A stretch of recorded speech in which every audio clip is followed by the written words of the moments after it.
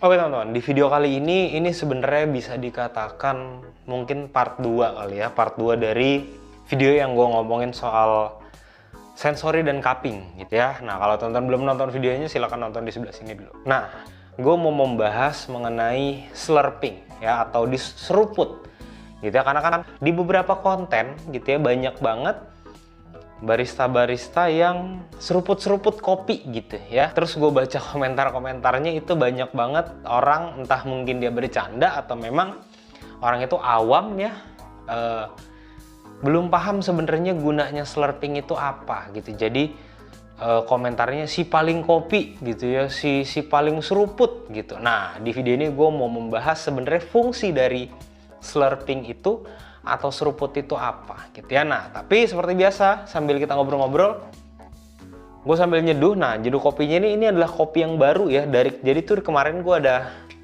sudah nge-review 2 kopi dari Northsider. Nah, itu adalah kopi rilisan baru dari Northsider. Nah, ini kopi yang ketiga. Kopinya ini adalah Puntang Long Berry. Oke, Puntang Long Berry, prosesnya ini black honey dari Gunung Puntang. Nah, terus ini varietasnya itu adalah Tipika, jadi single varietas. Oke, yang mana kalau kita tahu ya, single varietas dari Tipika ini rasanya cukup unik teman-teman ya. Nah, gue pakai alat seduhnya yang ini, Immersion Dripper ya. Kalau belum nonton videonya, nonton di sebelah sini, itu gue sudah merekomendasikan kenapa gue suka dengan alat ini gitu ya. Nah, terus nanti teman-teman, gue gilingnya pakai timer C2, grind size nomor 14, terus pakai rasionya 1:14. Gue pakai biji kopinya 15 gram, jadi nanti gue akan tuang 210. Oke, gue prepare dulu, nanti kalau sudah siap langsung kita lanjut. Oke, nah ini gue pakai airnya Aqua, suhunya kurang lebih 92. Oke, 15 gram, jangan lupa ditutup.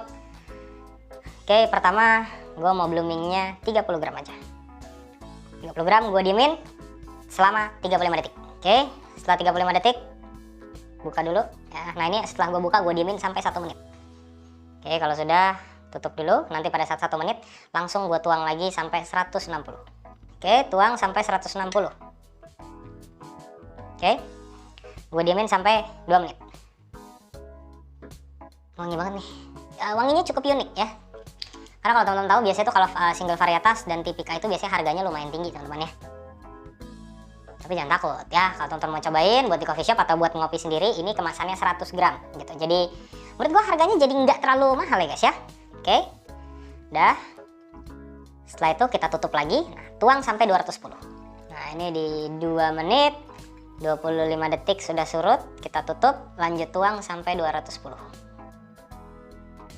Oke, nah, ini nanti di menit ketiga buka lagi. Oke, buka. Jadi memang dengan alat seduh ini dan kopinya Puntang ini, tuh gue nyeduh kemarin sampai 4 menit pun rasanya masih oke. Oke, sudah. Tutup, timer kita stop. Nah, di sini gue brewing time-nya itu 3 menit 19 detik. Oke. Ya, cuma 3 menit 19 detik. Nah, sekarang kita hirup dulu. Aromanya seperti apa ya, guys? Oke, nah justru kalau dari aroma ini, aromanya tuh bener-bener kayak pertama kali masuk ke hidung tuh kayak jeruk. Ini jeruknya tuh kayak jeruk keprok, terus kayak ada wangi kiwinya, terus kayak ada wangi apa ya? Ini kayak manis-manisnya gitu ya. Apakah manis dari clove? Mari kita coba dulu. Oke, pertama masuk mulut, ini teman-teman bisa ngerasain si honeysuckle-nya. Oke. Dan walaupun dia light roast, acidity-nya ini masih medium, bukan yang high banget ya. Oke. Terus ada berasa kiwinya juga. Nah, tapi ini ya, kiwinya bukan yang hijau, tapi yang kuning, yang golden kiwi gitu. Clove-nya ada di belakang, aftertaste. Jeruknya ini bener jeruk keprok, terus ada honeysuckle-nya, terus ada berasa karakternya tuh kayak kiwi. Aftertaste-nya ini hintnya ya, jadi abis teman-teman minum terus buang nafas dari hidung, itu teman-teman akan ngerasain si clove-nya. Oke, nah ini kita diemin dulu sambil kita ngobrol mengenai slurping. Apa gunanya slurping? Oke, Nah, jadi banyak banget seperti yang gue bilang tadi ya, di konten gitu banyak teman-teman barista yang seruput-seruput kopi, seruput-seruput espresso gitu ya. Salah atau enggak, itu mau bebas, terserah. Mau lo mau seruput dari hidung kayak, dari kuping kayak ya, bebas. Tapi yang gue mau bicarakan di sini adalah fungsinya apa. Nah, jadi sebenarnya slurping itu berfungsi untuk merubah liquid kopi ya, jadi spray di dalam mulut gitu ya. Jadi di dalam mulut tuh kayak nyemprot. Nah, ketika diseruput dengan kencang itu biasanya nanti partikel airnya berubah jadi partikel air yang lebih kecil lagi. Nah, itu nanti menyebar ke seluruh rongga mulut dan lidah. Ya, yang mana sebenarnya dengan kita minum biasa aja bisa atau enggak deteksi rasa bisa. Ya, tapi ketika kita seruput itu deteksi rasanya itu akan jauh lebih detail yang kita dapatkan. Ya, setelah kita seruput semua nyebar ke dalam mulut. Nah, dari situ diharapkan kita bisa tahu, oh ini ada rasa apa-apa aja gitu ya.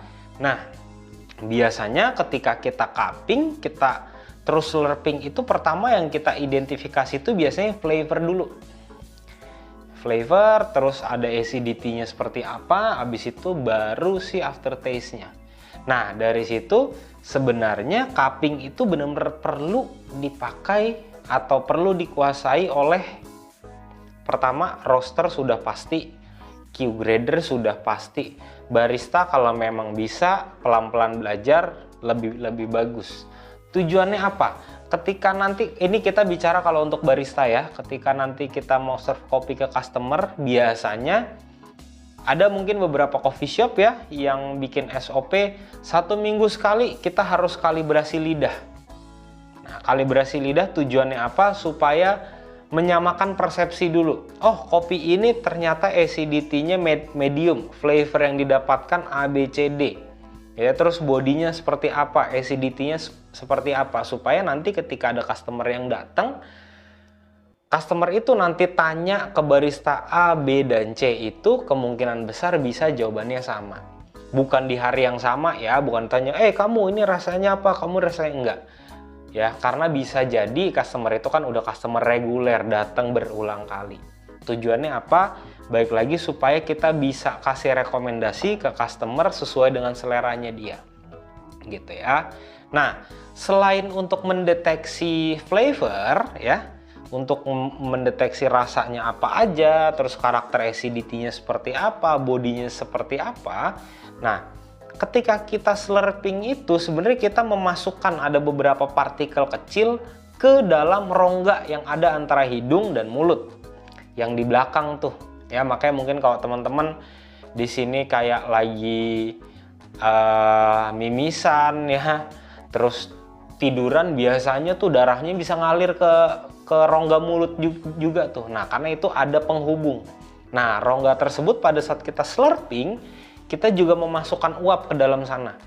Nah, maka dari itu mungkin beberapa teman-teman pernah ya minum kesedek ya, terus airnya keluar dari hidung. Nah, dari situ langsung kerasa tuh, waduh, rasanya tajam banget atau bau banget. Nah, tujuannya kita untuk memasukkan uap ke dalam rongga tersebut. Maka dari itu buat teman-teman yang baru belajar cupping, yang baru belajar slurping, pelan-pelan aja. Nggak usah dipaksain kenceng-kenceng banget.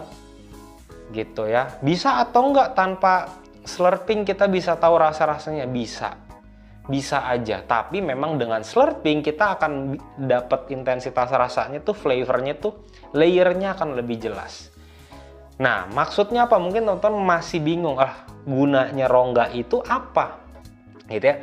Untuk memperjelas atau mempertegas intensitas rasa. Contoh, ketika teman-teman lagi minum obat waktu kecil nih, ya biasanya kan teman-teman itu disuruh tutup hidung ya. Tutup hidung sambil diminum atau ditelan obatnya. Nah, di situ obatnya itu bukan terasa pahitnya hilang, enggak, di lidah masih tetap ada. Tapi kalau misalnya kita tutup, artinya rongga yang di belakang, katupnya itu juga akan ketutup tuh.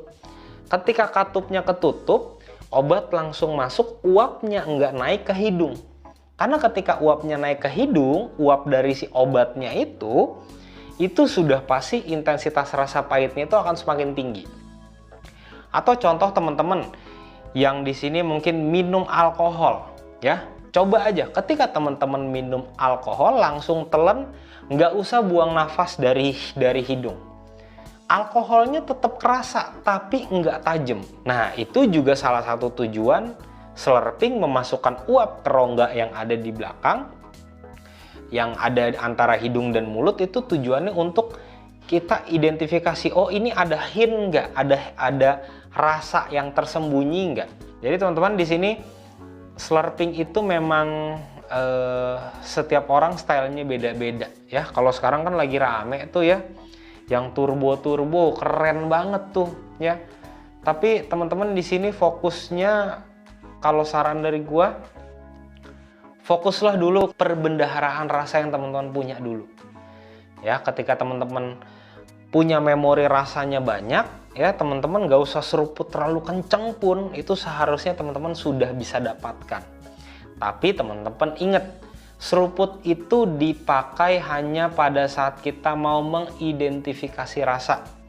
Pada saat kita cupping, ya, atau kita mau bikin blend kopi, nah itu baru disarankan pakai slurping. Tapi kalau di coffee shop nggak usah di slurping lah ya. Nah sekarang kopi sudah dingin, kita cobain dulu rasanya. Pada saat dia udah dingin, acidity-nya naik, si honeysuckle-nya ini masih kerasa, terus kayak ada rasa melatinya juga. Karakter jeruknya hilang, malah kiwinya yang dominan sama di belakang.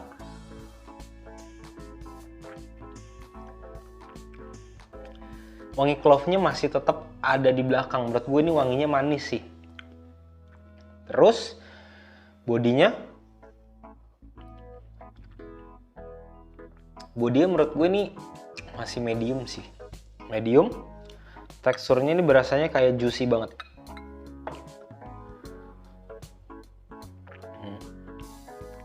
Oke, jadi honeysuckle, terus kayak ada melati, kiwi, ya habis itu aftertaste-nya ini kerasa kayak ada wangi si clove. Terus aftertaste-nya ini menurut gue lumayan panjang ya, medium to long lah ya, tengah-tengah, bodinya medium, terus teksturnya kerasa juicy banget ya. Oke teman-teman, kalau nanti teman-teman pengen cobain kopi puntang long berry-nya ini ya dari Northsider, silahkan cek link di deskripsi, nanti akan gue cantumkan linknya. Terus kalau teman-teman mau tahu link rekomendasi alat-alat seduh dari gue, langsung cek link di deskripsi aja atau follow Instagram gue di @remaringka, di situ sudah gue cantumkan, di bio-nya ada link, silahkan teman-teman cek aja. Oke teman-teman, kalau misalnya teman-teman ada pertanyaan atau pendapat mengenai slurping, cupping, sensory, silahkan tulis di kolom komentar biar kita bisa sama-sama saling belajar. Oke teman-teman, sampai ketemu di video selanjutnya. Thank you.